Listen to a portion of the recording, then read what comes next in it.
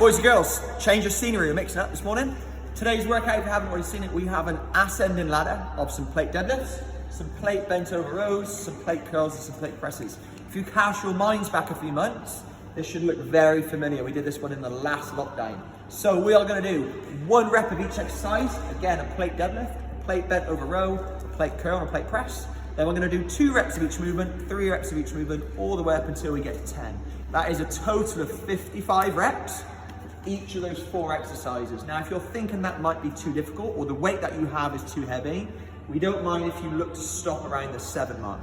So again, cutting out those last 3 rounds is gonna help decrease that volume to make sure that we're moving appropriately. It is a strength orientated or endurance based workout. Nothing on here should be too difficult that you have to break these up into multiple sets. If you are, do consider maybe stopping at 7 today. Your accessory work afterwards, or your finisher, we're gonna go through 3 rounds, 15 upright rows with your plate, and then 10 dead bugs. 15 is gonna be the cap. If you feel like you can do more than 15, try and find something heavier if you can, but we don't wanna be doing too many repetitions today. As a bare minimum, we want you to look to get 10. Warming up, what we're gonna go through, 3 rounds, not for time. This again is for quality. If you have a skipping rope, fantastic. We want you to do somewhere between 30 to 50 single or double unders. Take no more than 2 minutes doing that.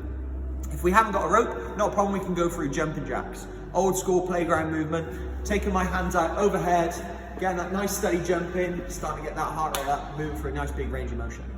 Once I've done that, I'm then gonna go through 10 unloaded or loaded good mornings if you have a plate or a kettlebell.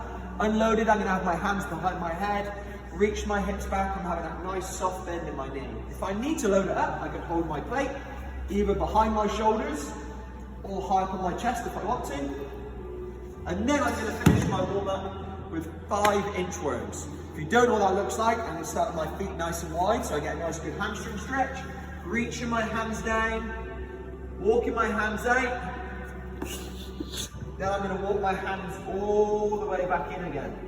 Walking my hands all the way back in again. If you want to, you can have your feet chase your hands. So I walk myself out and then the feet chasing the hands on the way in. The idea is though is that keep your legs nice and straight, small steps. We're gonna go through 3 rounds of that one and then I'll finish her so you know what the upright row looks like. I'm gonna stand nice and tall, elbows high and outside, keeping the elbows pulled backwards, the shoulder blades pulled back and that chest nice and tall. Our dead bugs, to remind you or recap you of those ones, I'm gonna get dogs attacking me now. I'm gonna lie down on the floor, shoulders are lifted, hips are up off the ground, and I'm gonna alternate hands and legs, going out one at a time. This is for control, not for speed. The slower we go, the better we go on this one. Okay, boys and girls, if you've got any questions, fire them over to your coach nice and early so they can help you out. Post them on the group. Some other people might have already answered your question. And make sure you get your comments posted nice and early so we can see that you've got it done. We'll look forward to seeing you tomorrow on Wednesday.